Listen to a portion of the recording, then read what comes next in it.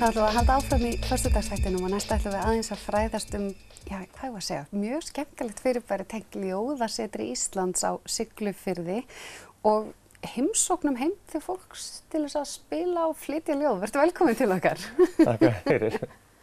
Segðu okkur aðeins bara, ástæða fyrir að við fenguðu var að ég sá á Facebook að þú værir að bjóða upp á það að fara heim til fólks og spila fyrir það. Hvernig í ósköpunum datti þetta í hug?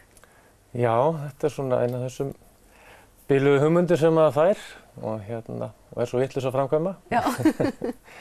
Þetta var, hugmyndin kom nú til mín út frá pælingum já, svona að bara gleðja fólk og að láta eitthvað á sér leiða og svoleiðis. Og ég er nú ættar að vestan og þar erum við með hátíð sem heitir Bíldudalsgrænar og þar erum við með viðburði sem heita Í túninu heima. Þannig að mér dætti svona að snúa þessu við. Þannig að þessi viðburður heitur Í stofunni þinni. Já. Þannig að þú getur fengið tónlistarmanninn til að koma heim til þín og flytja sitt efni þar.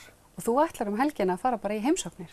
Já, ég er búin að auglýsa þetta fyrir íbúa Fjallabyggðar og ætla að vera núna helgina á heimilum í Siglufirði og Ólafsfirði.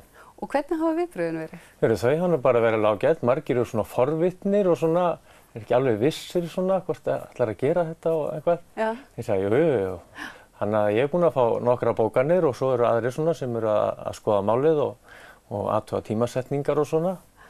Þannig ég auglýsti þetta þannig að það væri upplagt að bjóða ættingjum í kaffi eða vinum og kaffi og kökur eða rauðvín og osta og hlusta á notalega tónlist og eiga góða stund. Og þetta er líka kannski upphæðið af ljóðahátíð. Þið eru með svona ljóð, segðu okkur aðeins frá henni. Já, þetta er fyrsti viðburðurinn í ljóðahátíðin Haustglæður sem við höfum staðið fyrir alveg síðan 2007.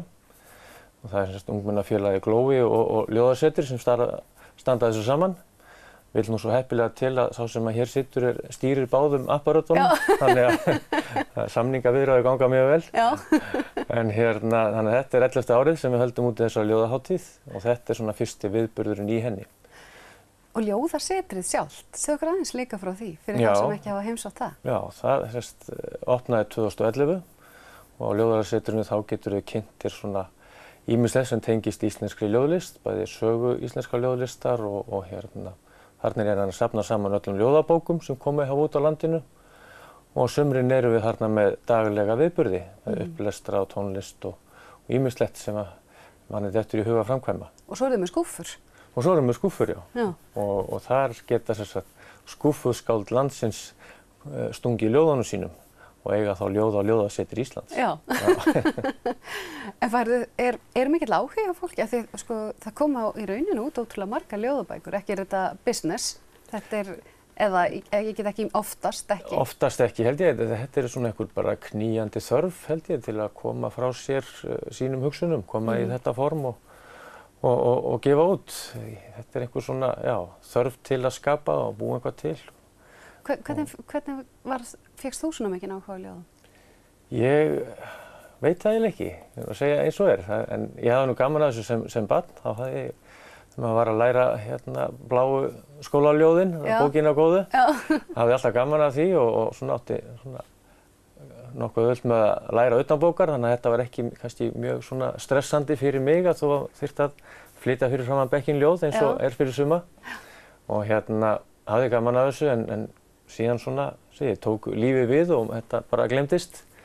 En síðan svona þegar það fór aðeins að róast aftur þá einhvern veginn vaknaði þessi áhugi svona, af miklum krafti. Já. En ég hef verið náttúrulega fást við tónlist í 30-40 ár og semja lög og texta mikið. Og svo fór ég að semja ljóð sjálfur og svona eitt leiddi af öðru. Og þú ætlar að halda áfram að gera það eitthvað? Já, ég reyni það. Meðan maður þörfin er til staðar og maður fær eitthvað út úr þessu sjálfur. Nákvæmlega. Þannig að það verður ekkert stressaður að fara í heimsókn samt? Bara banka upp á, ég er mættur? Nei. Bara kósí? Já. Þetta er svona svipað að bara eins og á Ljóðasetrinu á sumrin. Þá gríp ég oft í gítarinn og spila og þetta er orðið svona var orðinn nokkuð vanur. Já, ýmsu vanur. Þetta getur verið mjög fróðlegt. Það er að gera fyrir fólk að nýta sér þetta en er ekki hægt að því þetta er svona eiginlega svona önnur stofan mín allavega. Já. Ekki hægt að fá þig til þess að taka eitt lag fyrir okkur? Það bara alveg meira en sjálfsagt. Hvað ætlarðu að taka? Heyrðu, mig langar að flytja fyrir ykkur lag sem ég samdi við ljóð sem heitir Kveðjur og eftir Siglfirðing sem hét Guðlaugur Sigurðsson, kallaður Laugi Póstur. Hún var merkismaður á Siglufirði á sinni tíð, fæddur og uppalinn í Fljótunum og flutti svo á Siglufjörð síðar og hann samdi þetta ljóð æskustöðvar sínar í Fljótunum. Já. Og að kveðja æskustöðvarnar. Nákvæmlega, yndislegu fljótin. Ég held að við ætlum bara einfaldlega að kveðja ykkur úr föstudagsþættunum með ljúfum tónum í þeirri von að þið eigið yndislega helgi.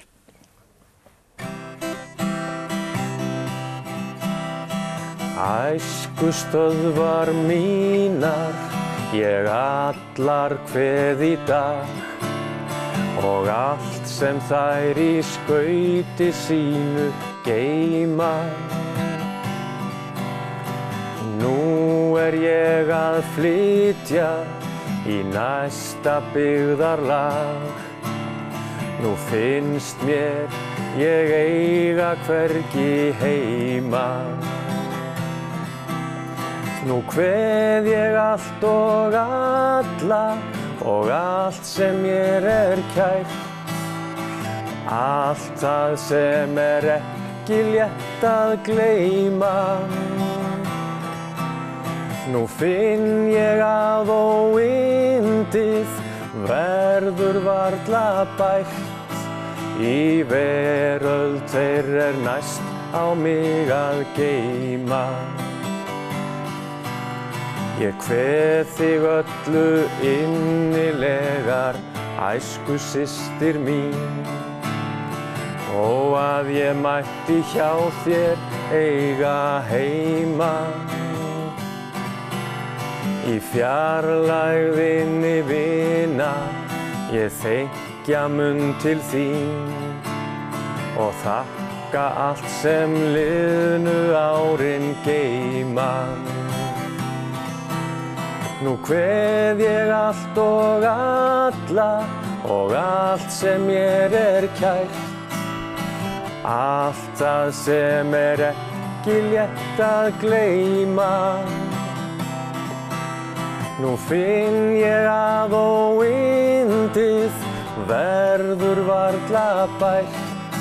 Í veröld þeirra næst á mig að geyma.